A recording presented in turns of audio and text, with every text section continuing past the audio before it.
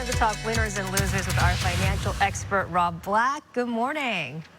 Good morning. Hey, good to see you again, Rob. You are keeping an eye on tech stocks this morning, specifically some movement with AMD. Yeah, we have a mixed stock market as there's a rotation away from the last 3 years of winning, 23, 24, 25.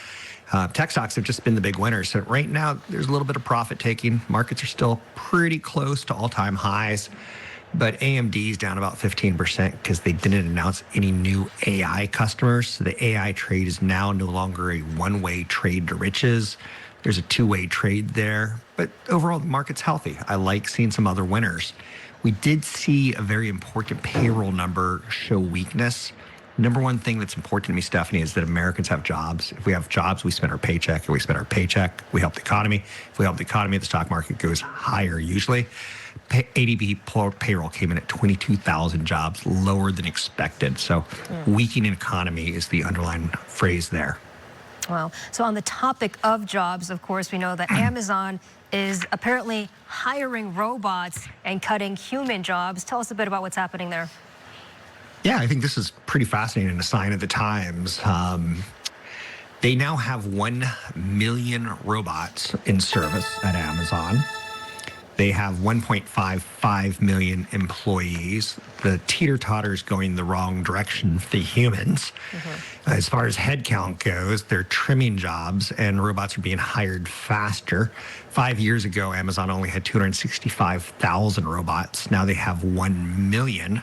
3/4 of the packages that you see delivered today have been aided by robotics. Now, it's not just humanoid robots. It's, arms and things that scurry around the warehouse floors, but it's adding up and it's taking jobs. So that's worthy of note. They do lifting, they do loading, they do sorting, and more robots are being invented on a regular basis. It's a sexy and hot sector. So of note, Amazon is testing humanoid robots in San Francisco so that it can take it from the truck to your home. Humanoid robots, obviously, arms and legs. I question what happens if someone, a teenager decides to knock over that expensive robot. Right, and right. But I've always questioned technology, but the robots are coming for our jobs, Stephanie. Be ready because they're coming everywhere. I have yet to see a robot deliver anything to my home yet in San Francisco, but based on what you're saying, it's happening now. So probably not in the distant future is when we'll see somebody knocking on the door. It looks like it's going to be a robot. If you take a walk in Palo Alto at lunchtime, you'll see little robots delivering food all lunchtime. So it's pretty crazy. That is just incredible. Sign of the times. Want to talk a bit about AI here too. Walmart cracking the $1 trillion club, and you're saying AI is playing a role in its business strategy. Yeah, absolutely. Walmart has always been for the middle income and lower income consumers, but now they're going after the higher income. And they're doing a lot of AI to help them get more 21st century. They're now worth $1 trillion. That's a big number. That's a lot of commas and a lot of zeros. So it's interesting because you think of the trillion-dollar companies as Meta, as Apple, as Amazon, as Microsoft, as NVIDIA, all tech companies. But this is a grocery company and cheap cost goods that is known for rolling back prices and helping the consumer.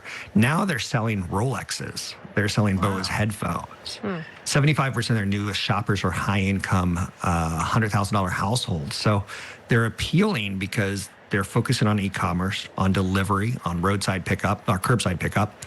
But their app now looks legit. It looks like Amazon's app. It doesn't look like a discounting app. So good for Walmart. It's a stock that I would own for my kids. I'm too old to buy new stocks for myself, but it's a great name for a long-term patient investor. And congrats to them. 64 years in the making to be $1 trillion company. Yeah, certainly innovation is the name of the game right here. Want to talk a bit about game day, of course, before you go real quick. Airbnb benefiting quite a bit from Super Bowl weekend. Yeah, a lot of sports fans travel to see their favorite team and to see the Super Bowl. It's a $6.9 billion industry, lodging in sports. So when you take your husband out of town or your kid out of town and you stay at a hotel or an Airbnb, $6.9 billion. So lodging on Airbnb, $415 a night in Santa Clara. That's up 146% in price from 2-3 weeks ago. In San Francisco, a room is going for $366 a night. People do like other people's homes a little bit more than hotels because you get access to couches and you get access to things like televisions as well as parking and, the accoutrements of home per se. Yeah. All right. Our Rob Black here joining us with some wonderful financial advice. Thank you so much for joining us here today. And his social media handles are on your screen right there if you'd like to connect with him. Thanks so much, Rob.